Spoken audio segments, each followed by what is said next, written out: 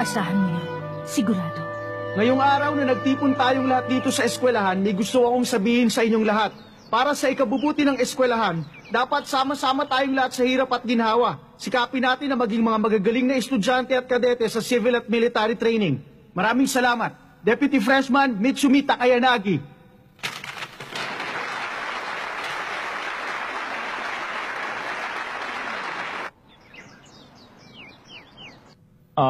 Binabati ko mga freshman, maligayang pagdating. Ako ang chairman ng executive department, si Shin Natsume. Huwag niyo nang tandaan ang pangalan ko, hindi importante yon. Ito lang masasabi ko sa inyong mga baguhan sa eskwela ang ito. Isang masayang lugar ang eskwela ang ito. Sigurado ako na magiging masaya kayo sa inyong pag-aaral at handang tumulong ang department ko sa kahit anong pangangailangan ninyo.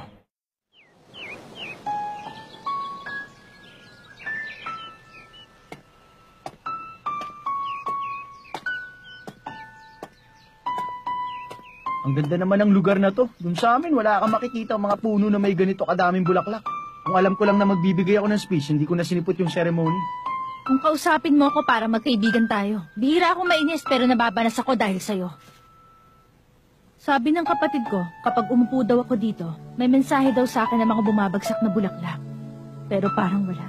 Kanina pa nga ako naghihintay dito eh. Lilinawin ko ha. Hindi ako naniniwala na natalo ako sa'yo ng isang gabi. Kaya pa kitang labanan kahit hindi dumating si Kuya. Walang nanalo sa laban na yon.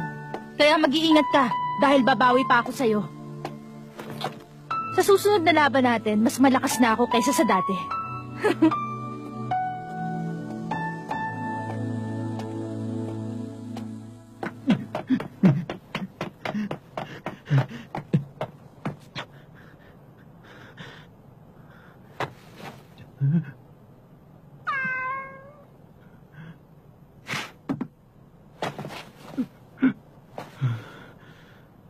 Sino kaya yun?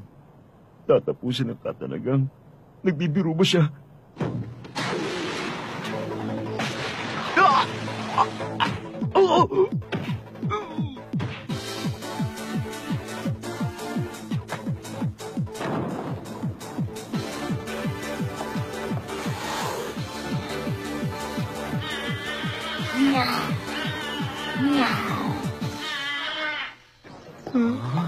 Ano yan?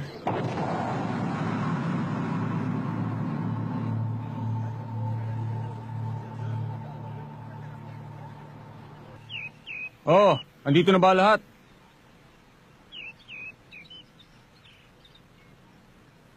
Buong ka talagang. Nandito na. Bunchi, dito ba yung... Meeting place natin to, bakit? Pero parang iba to kahapon. Oh, dito kayo nagkukwentuhan kahapon ng sweetheart mo. Lagot, nakita kami. Oo nga pala, meron daw tinapos kahapon. Nakasama natin? Pangatlo na yan Pangatlo itong buwan. Oo. Alam ko marami tayong kaaway. Pero bihira tayo magkaroon ng kaaway na hindi lumalaban ng harap-harapan. Oo, pasensya na lahat, nalagasan tayo. Tanggap na ni Shin ang nangyari. Kasama niya sa teritoryo natin. Kapag hindi natin pinakita na handa tayo lumaban, magmumukha tayong mahina at lalaki ang ulo nila.